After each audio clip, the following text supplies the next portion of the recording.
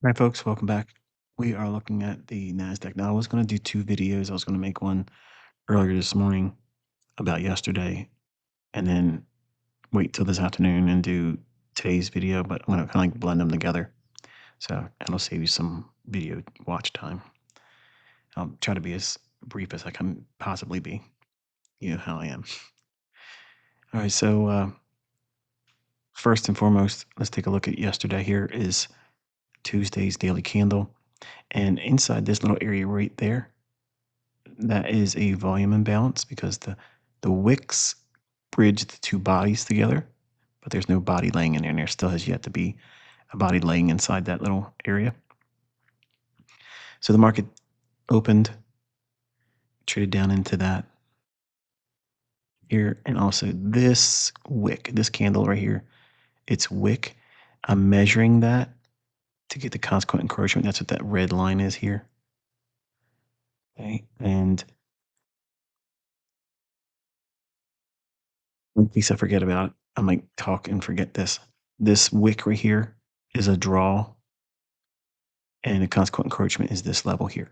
Okay, so for like non-farm payroll, Thursday and Friday, I think that that might be a upside draw, and then if it gets really animated, the high here, and then that small little volume imbalance right there.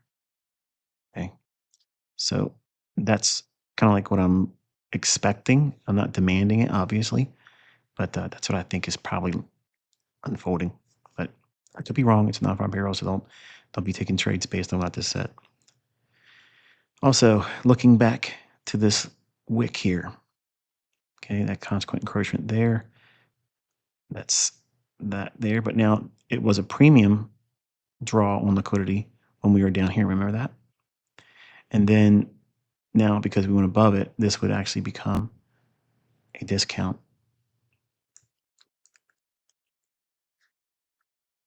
wick. Okay. So I'll actually change that color. These are all things I should have done before. Dude, you could have did all this in 5 minutes.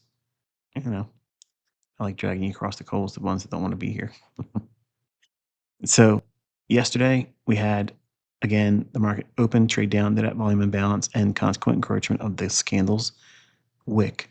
It's half of the wick's length, and then it traded higher and took out the previous day's high and traded inside of this wick. So if we take that wick and we add now the 25 level and the 75 level, these are all pertinent.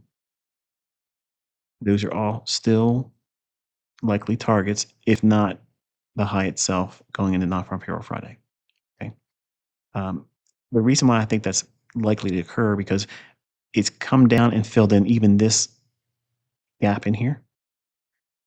So we have a separation between this candle's low, this candle's high, and we traded down into that today. And it's came off that pretty aggressively. So yesterday started the run up, and I think they came down and stopped everybody out. That would be long ahead of Thursday and Friday non-farm payroll, and then we'll see what we get. I could obviously be wrong, but again, these are the details as to why I believe what I believe.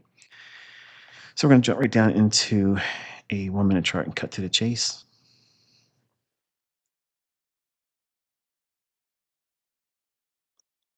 And we will look at the. I wish there was a way, and those of you that know more about TradingView than I do, remember in MT4, I'm saying remember because I don't do anything with MT4 anymore, but remember when the platform would allow you to go back to a very specific date just by a couple keystrokes, boom, there you're there. Is that possible with TradingView? Because I don't know if it is. If it is, send me a message on X and say, hey, ICT, this is what you're looking for TradingView. And I'll jump to that. All right, so here's Tuesday in the afternoon, and I showed you all those trades and stuff. But the Monday review,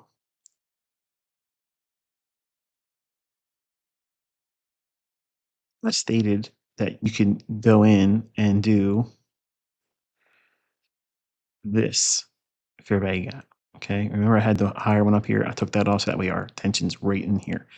Notice that fair value gap is also inside that daily volume imbalance, the blue shaded box here. Again, pause the video, rewind it until we are talking about the daily chart, and you'll see what that blue area is here on the daily chart. Well, that fair value gap is inside of that. And I told you to draw that out, and those that did were surprised to see how it came down and hit that. But I want you to take a look at what was also seen.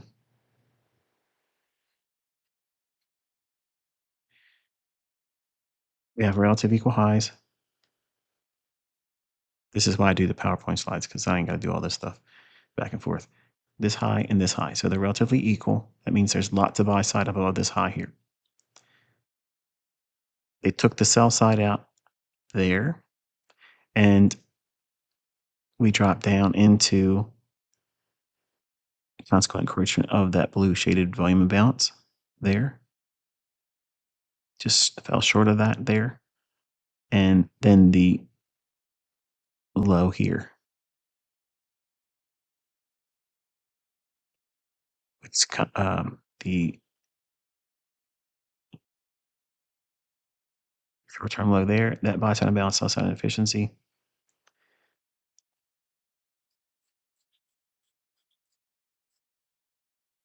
Now, when you look at that, look at the bodies here respecting that fair value gap that I told you it would become an inversion fair value gap. Monday's night review for Tuesday's trading.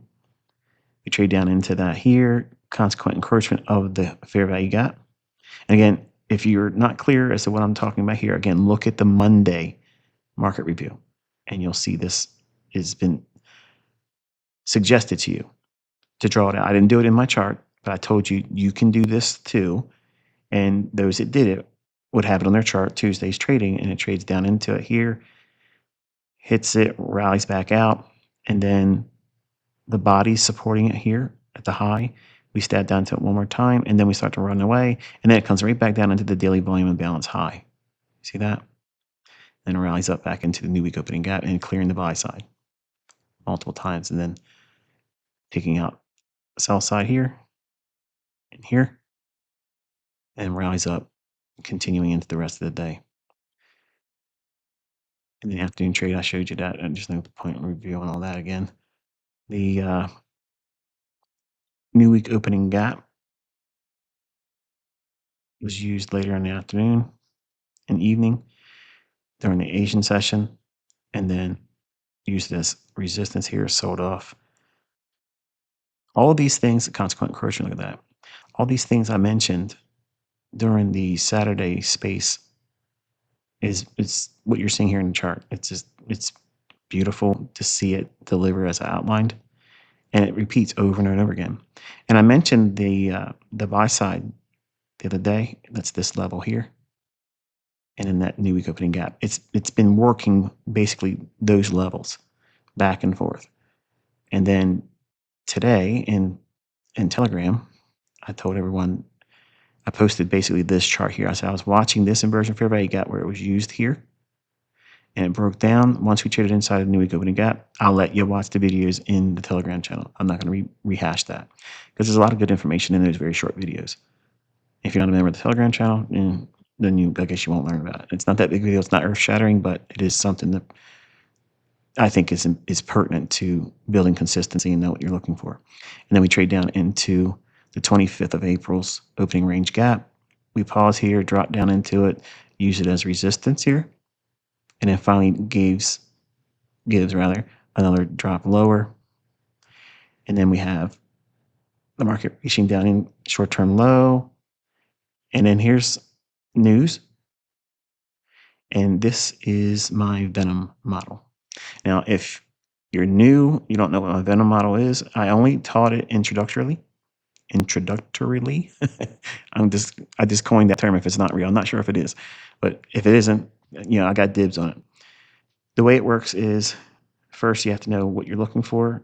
In this case, higher prices. Why? Because it's been dropped all day long. And here is your sell side liquidity. I have a video tutorial on this, so you can go back and watch it. of their sell side here, and they drop it down through the low, but they do it with a civvy, sell side unbalanced, buy side inefficiency. Then they do a few candles down here, and then they send it ripping right back up. And that single candle going back above that low is a BISSY. So we have a strong one-sided candle going down to take the liquidity, a couple candles left underneath that low to absorb all the sell stops for accumulation purposes, and then they displace it higher. This is the two fangs that make up that model I call venom, and they're injecting the venom into these sell stops.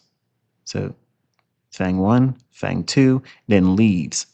Okay, so I don't want to kill the joy of watching the venom video that's on my YouTube channel.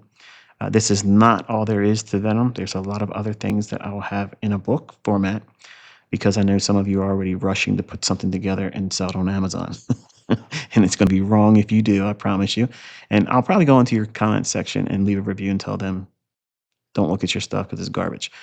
So don't let me go to that extreme, because I will. I'd like to do those types of stuff. There's a guy out there, John Fibolotti. He tried that show, and yeah, hello. Right, so I'm looking for a entry before this candle's high is taken out. I want to be buying. Now, there's two ways you can do it. You can do it as a buy on a stop. So a buy stop, this candlestick's high. You can buy it that way.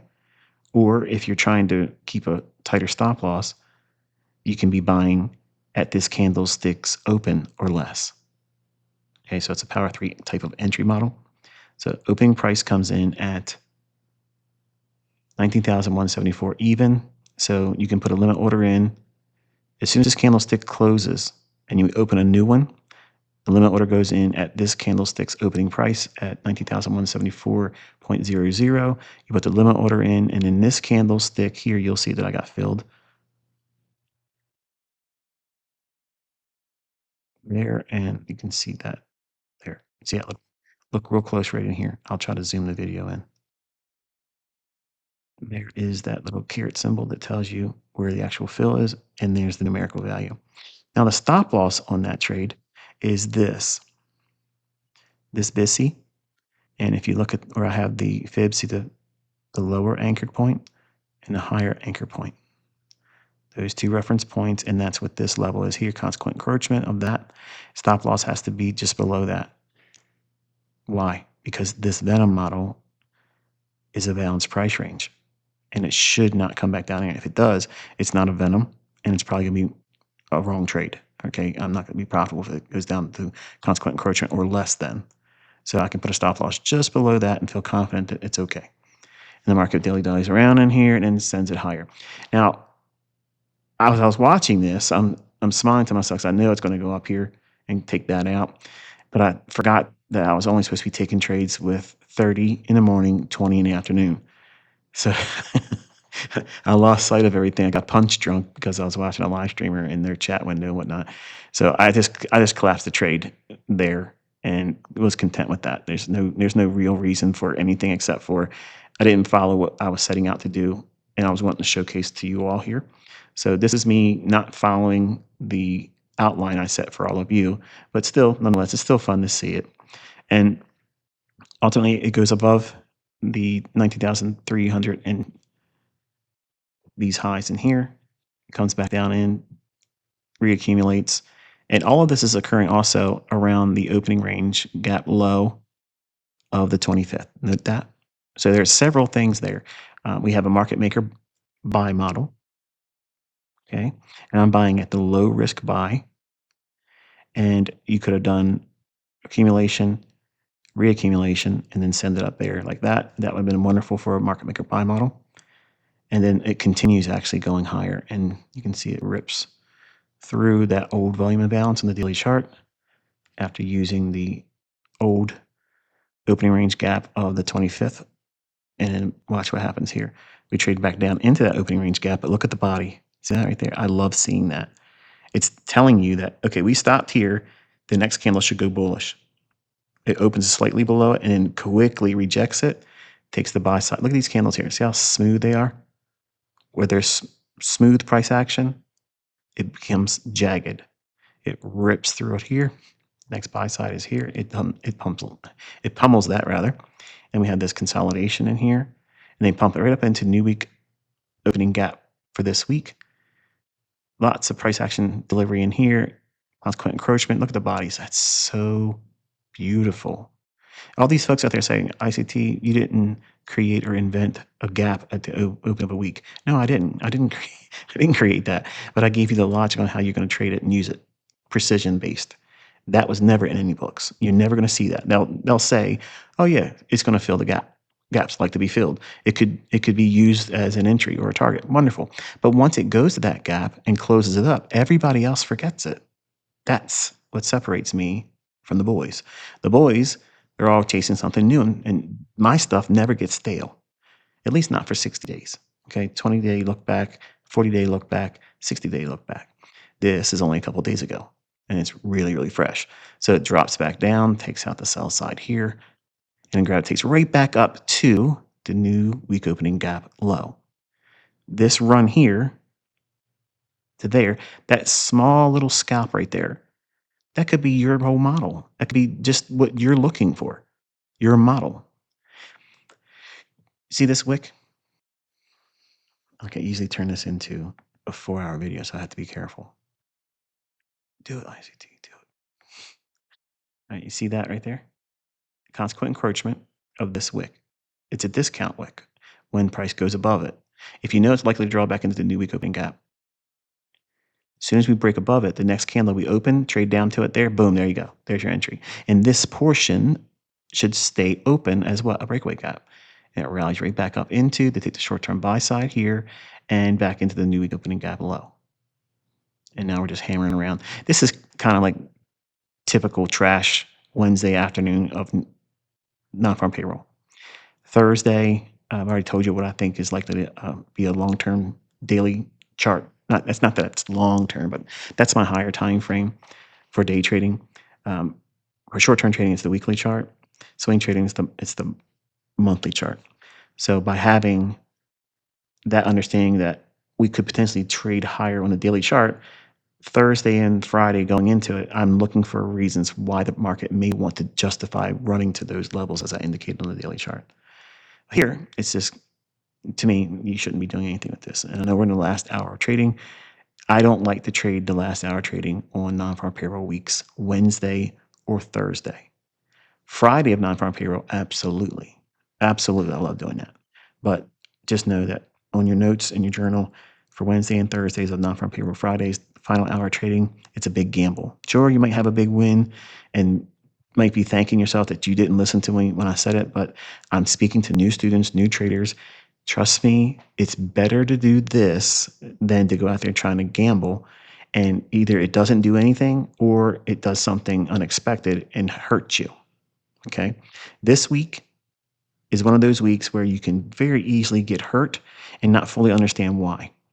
So you have to dial back your level of exposure and risk. That means trade frequency falls off precipitously, your leverage falls off precipitously, and just be content with what you can do on Monday and Tuesday, and maybe London session or Asia Tuesday night into Wednesday. Okay, and limit your trading to that as a new trader. And just watch, just paper trade or tape read on Wednesdays, Thursdays, and certainly for non-farm payroll Friday. So hopefully you found this insightful. Hopefully it was helpful to you. And until I talk to you next time, Lord willing, be safe.